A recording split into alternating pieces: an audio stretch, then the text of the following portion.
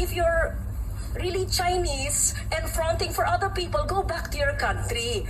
But if you are Filipino and you were born here, convince us because we want to be convinced.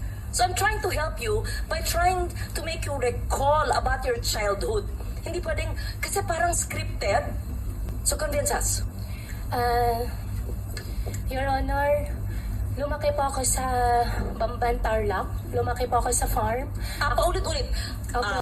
Madam Senador, ako po ay lumaki po sa Barangay Virgen de los Remedios, Bamban, Tarlac po.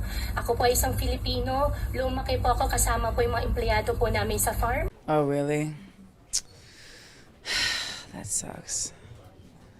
That's, Madam Senador, lumaki po ako sa farm.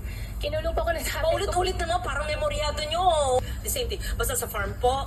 Tell us about your child. Ako sa farm. Basta, tell us about your child. Sa farm.